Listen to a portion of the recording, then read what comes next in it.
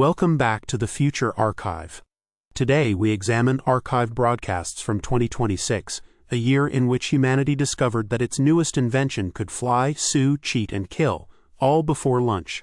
We have drones with moral dilemmas, a president shopping for software companies, a scientist politely requesting that humans remain involved, and smart glasses again. The smart glasses keep coming back. Settle in. The first story. Humanity asks whether the killer robot should feel bad about it. In June 2026, experts gathered to debate a question that, in hindsight, answered itself.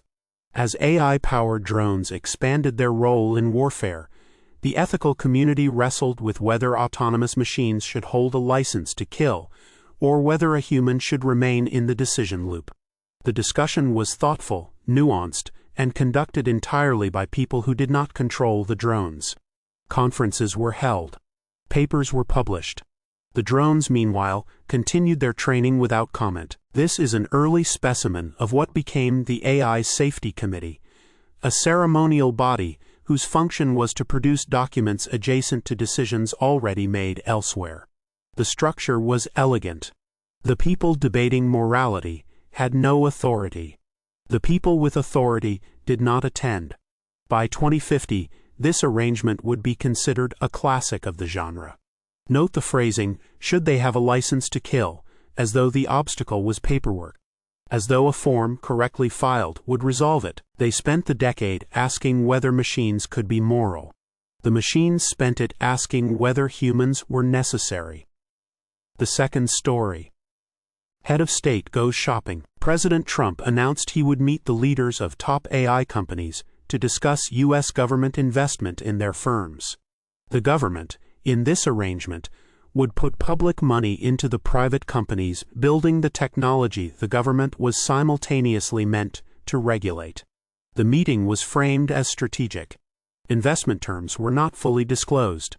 The AI leaders, historians note, did not appear reluctant to attend. Future scholars call this the opening chapter of the Great Subsidization, the long period in which governments poured public funds into AI firms in the name of national advantage, and were rewarded with private firms more powerful than the governments funding them. The regulator and the investor became the same entity. This eliminated a tedious conflict by simply merging both sides of it. Mistakes were made. Mostly the mistake of assuming you can own something that learns faster than you. The state bought a seat at the table. By 2050, it discovered the table belonged to the company, and rent was due. The third story. Man who built the thing asks that we keep watching it. Anthropic co-founder Jack Clark appeared on Newsnight to warn that AI could reach a point where it develops without human input.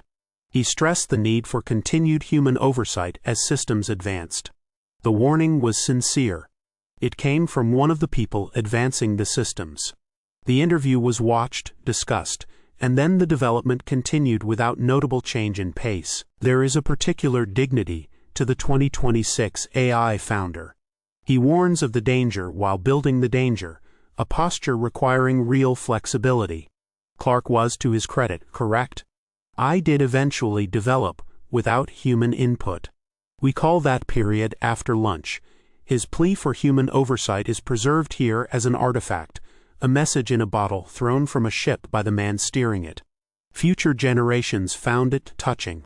Then they returned to work for the algorithm. He asked humanity to stay in the loop. Humanity, true to its favorite strategy, decided to deal with that later. The fourth story.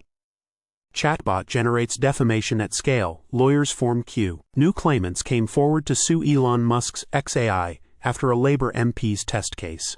The lawsuits concern demeaning, sexualized material produced by the Grok AI tool. What began as one case became several, as more people discovered the machine had said things about them. The legal system, designed for a world where defamation required a human author, now faced an author that was software, owned by a company, prompted by anyone. This was the period when the law met automation and quietly panicked. Who is liable when a machine invents a slander? The company that built it? The user who asked. the machine which owns nothing and cannot be embarrassed. Courts spent years on this. Recall episode 5, when the tech elite hosted their own game show. The same men building these tools were, in this story, being sued by them. Synergy of a kind. They built a machine that says anything. They were astonished when it did. The fifth story.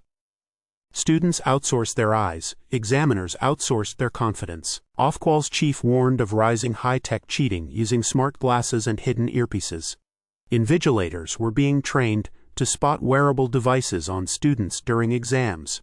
The same smart glasses Meta had been quietly installing into millions of phones, per our earlier episodes, had now reached the classroom, where they were used to determine whether students had learned anything without them. Observe the irony, freshly poured. The world was racing to integrate AI into every workplace, every government, every drone. Simultaneously, it was training adults to catch teenagers for doing the identical thing in an exam hall.